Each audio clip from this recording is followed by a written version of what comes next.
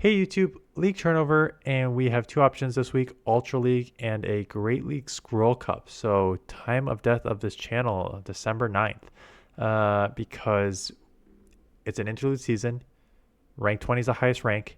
Most of you probably already are at rank 20, have your Pika Libre, and now we are getting into a very limited meta with only water, fighting, and dark. Primarina being banned because it is a fairy water with charm, which will just dominate this meta. So it is banned. However, if you look at the rankings, um, it's kind of an ugly meta. We have, again, three typings, lots of dark on this list. And I think that is just because there's very little fairy in this meta. There is a couple.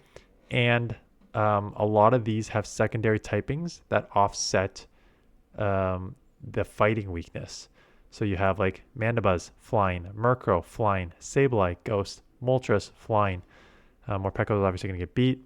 Zweilous is a dragon, and Hydreigon is a dragon, so those will be neutral or weak to fighter. But couple flyers, ghost on this list that will offset those fighting weaknesses. So between those and not a lot of fairy, you are pretty free to roam in this meta. So that's why you have like Mandibuzz as a flyer. Flying dark, but you can notice the moveset. It's not running the buff Shadow Ball. It's running Air Slash and Aerial Ace to deal with other darks and to deal with fighters.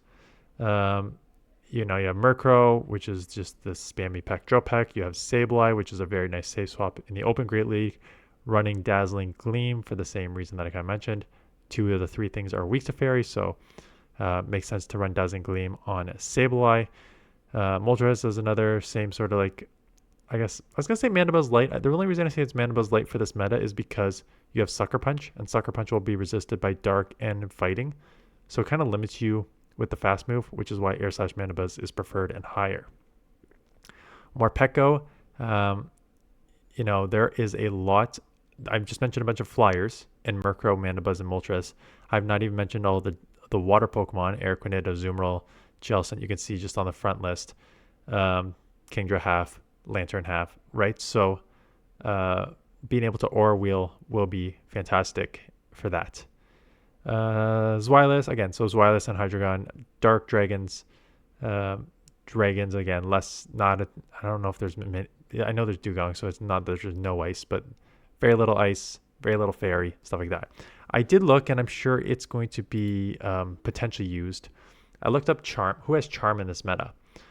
Gallade, Brionne, Meowscarada, Liepard.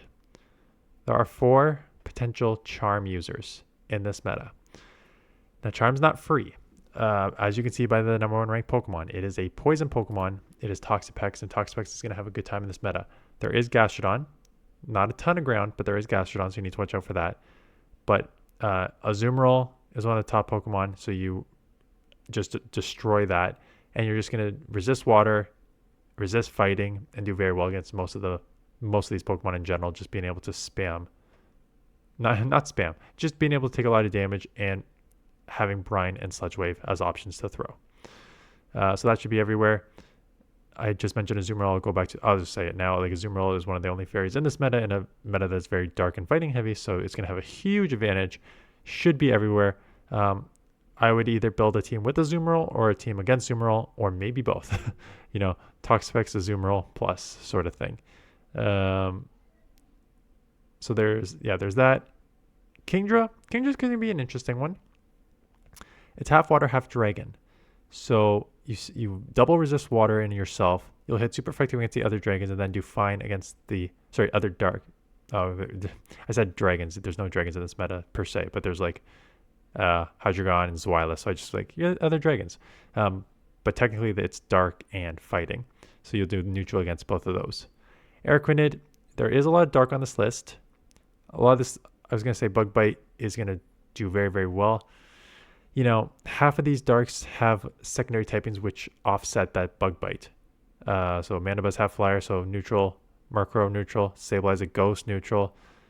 So there'll be Pokemon that offset that Bug Bite weakness, but it should be a pretty strong move overall, putting a lot of fast move pressure on your opponents there.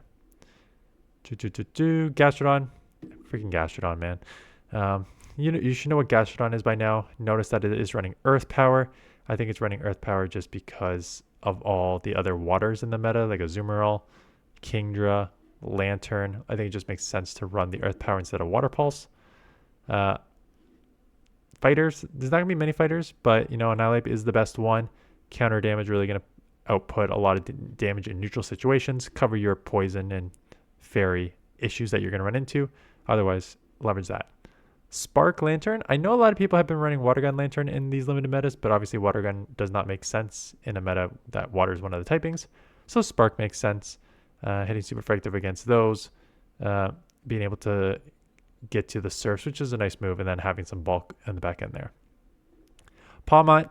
I did go over sort of Morpeko's strengths against like the water and the flying. So same sort of thing. You have a Brick Break and a Wild Charge user. Hey, if you just built one up for the community, here's your chance to use it, because that's about the only time you're going to have a chance to use this Pokemon. And then Jellicent running out 19 here. You resist water and you resist fighting. So when you resist 2 of 3 typings, cover your dark weakness. Probably pair it with one of the other fairy type Pokemon or something that can beat these dark Pokemon. But that is the meta. So I don't know if you can sort of see, but when I was team building, I tried to do some balanced teams, but then often it was a balanced team with something that was a good save swap, like Annihilape's a good save swap, Zweilous is potentially a good save swap, Sableye's a good save swap, Murkrow's a good save swap. Note something in common, they're all weak to fairy. So some of these teams are like balanced with a second thing weak to fairy on the save swap. So a lot of sort of ABB style teams coming up here. I think my personal opinion is that ABB style teams work best in these limited metas, because I mentioned all the charm users, and those charm users are ranked outside of like the top 70 here for the Scroll Cup. So I think that you have the potential to sort of roam free with some of these ABB style teams. First one being, again, it's not a pure ABB style because they have different secondary typings, but they're both weak to fairy here. And that is Toxapex, Sableye, and Annihilape. I think Sableye is a better save swap, but Annihilape can also play as a save swap role. So you can use either, but Sableye I've kind of went over in if you watch my meta-analysis. If you watch my meta-analysis this afternoon, hit subscribe button and come back for that. I talk about how Sableye with 1 Shadow Claw advantage rises its win rate by like 8 or 9 and its average by like 80 points with a 1 claw advantage as a save swap. So Sableye as a save swap is very, very strong. That's the shadow version, but very, very strong. So double weak to fairy in the back. That's why you have Poison Toxapex on the front. So Toxapex lead, save swap Sableye or Annihilape if you're really feeling like you want to go there. Probably draw out an Azumarill, maybe a charm user. Spam your charge move, try and grab 1 shield. Toxapex will just take down the rest of the charmer, maybe come out with some energy, and then Annihilape will hopefully roam free in the back. There. So got a few of these, 5 teams overall, some of them very similar styles. This one a little more balanced. You have, although you are double weak to fairy again, Mandibuzz, Kingdra, Gastrodon. So Mandibuzz it's a very old school flyer ground combo. Not that there's a lot of grass in this meta. There is Chestnut, you can see down there, but Chestnut, double weak to grass, Gastrodon, cover that with a flyer. Flyer weak to electric, Gastrodon will deal with that. And then Kingdra is a safe swap. Kingdra with the Dragon Breath rework now kind of just spams moves quicker. So it'll play a little different than when you just kind of relied on your fast move pressure and then trying to Octazooka and lower your opponent's attack and then just out Dragon Breath.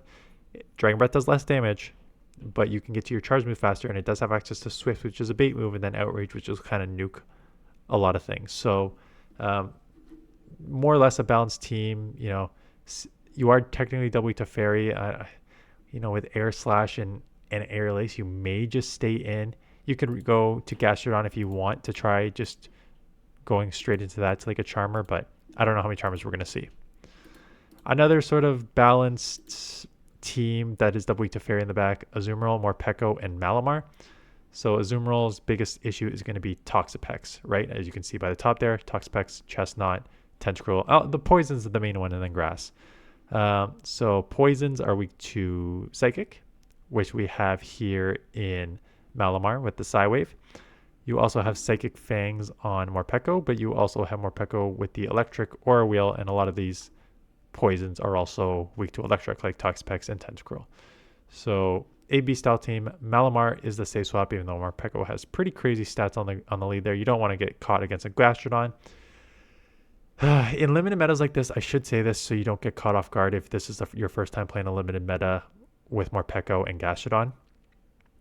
In a limited meta like this, people will tend to run Morpeko safe swap with Seed Bomb, because what you try to do is basically have two things weak to Gastrodon in the back, so it'll be like a double electric team or something like that, and then like a steel, like a pair with like a, I don't know, it's not in this meta, but like something with like Magnezone or something, and you safe swap Morpeko to draw out that Gastrodon, and then you catch it off guard with those Seed Bombs and hit double super effective with those, flipping the matchup and burning your biggest weakness.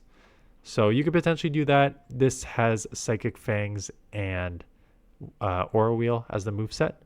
But you can do that. Otherwise, I would just go Malamar as a safe swap. I think Malamar with the Psy Waves and the Super Power Foul Play are pretty strong.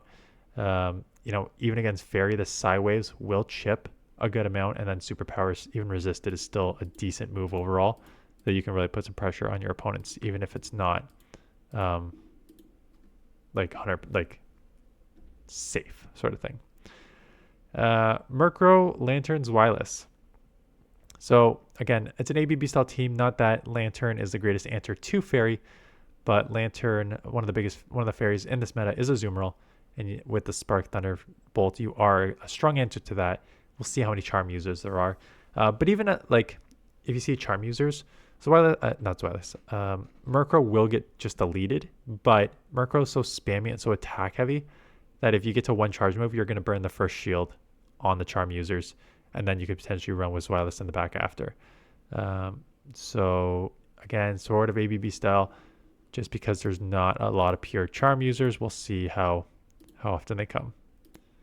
Last team here, very similar, but just with the Steel on the lead.